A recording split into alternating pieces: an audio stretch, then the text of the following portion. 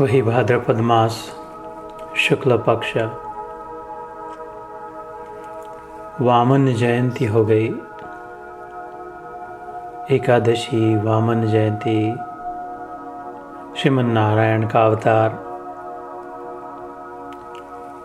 अणुर अणियान महतो महियान, जिसके लिए कहा he is the smallest of the small and the biggest of the big. छोटे से छोटे अणु में वही है और बड़े से बड़े ब्रह्मांड में वही व्याप्त है। वो वामन भगवान जो छोटे बनकर तो आए, किंतु त्रिलोकी को दो ही पद में नाप लिया। और कहाँ तीसरा कदम कहाँ रख बलि, तूने वचन दिया था। उस वामन भगवान का अवतार गर्वनाश, अभिमान को तोड़ने वाला। शमो दमः तपः शौचम क्षान्तिम आर्जवमेव च ज्ञान विज्ञान आस्तिक्यम ब्रह्म कर्म स्वभावजम। जो श्रीमद् भगवद गीता में 18वें अध्याय में मोक्ष संन्यास योग में भगवान कहते हैं ब्राह्मण के लक्षण शाम, दम, तप, शुचि, आर्जव, आस्तिक्य, शास्त्राभ्यास और उनके अनुसार आचरण। ऐसे ब्राह्मण कुल में अवतार लेकर भगवान ने क्षत्रिय राजा बलि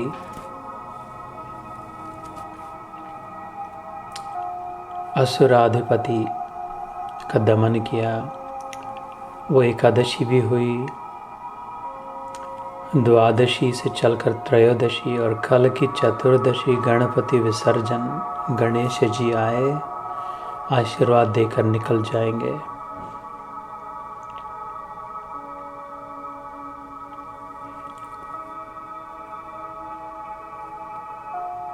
तो इन दिनों में क्या करिए क्या जोड़िए थोड़े जीवन काज, छाड़ छाड़ सब जात है देह गेह धनराज। इसका ध्यान रखे। जिस प्रकार बलि राजा ने त्रिलोकी का राज्य प्राप्त तो किया, लेकिन गंवा भी दिया। ऐसा भी समय आया जब सब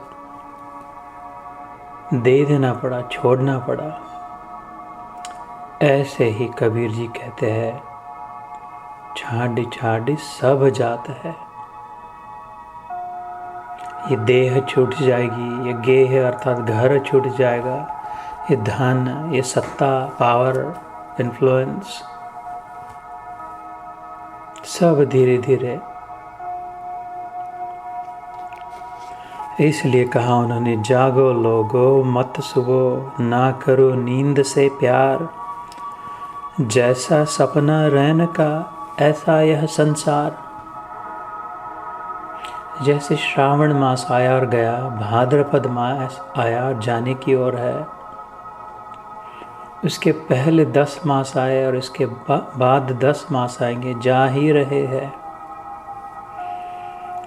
इसलिए जागो लोगों मत सो, ना करो नींद से प्यार। खाली शारीरिक नींद नहीं, मानसिक नींद। Mentally asleep, intellectually dormant। शरीर की नींद तो खुल जाती है, मन की नींद जब तक न खुले हम तो कैसे खुलेगी। बुद्धि को जब तक जागृत नहीं किया तो सोई ही रहेगी, प्राणी मात्र जैसे, एनिमल लाइफ जैसे। जैसा सपना रैन का तैसा यह संसार। रात्रि में सपना आया, निकल गया, रहा नहीं। ऐसे ये दिन निकल जाएंगे, जीवन निकल जाएगा। इसलिए जागे। जो जागत है सो पावत है, जो सोवत है सो खोवत है।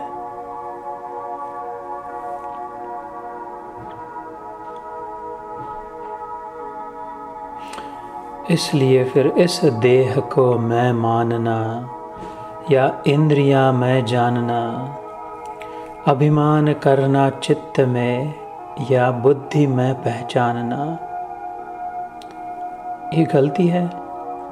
देह को मैं मानना, इंद्रियों को मैं जानना,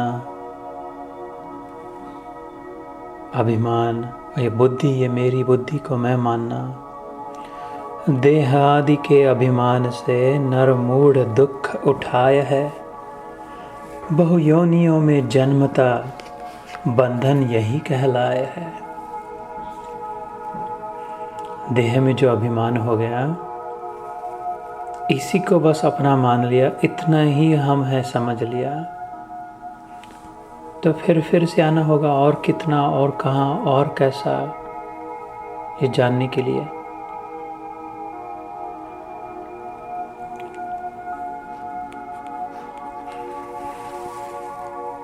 तो इसलिए हम गीता और ध्यान, थोड़ी सी गीता और थोड़ा ध्यान, इन दोनों के माध्यम से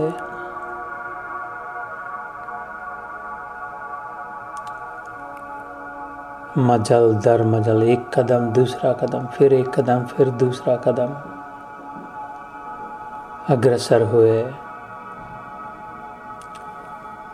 हम छठे अध्याय में आत्म संयम योग, जो कई नामों से जाना जाता है, ध्यान योग, क्रिया योग, राजयोग, the favored and the favored adhyaya of the Lord and the favorite adhyaya of the saints. One of the, उसकी जो आखिरी 2-3 पंक्तियाँ बाकी थी, आज समाप्त करके निरूपण करते हैं छठे अध्याय का। जय श्री कृष्ण, जय गुरुदेव।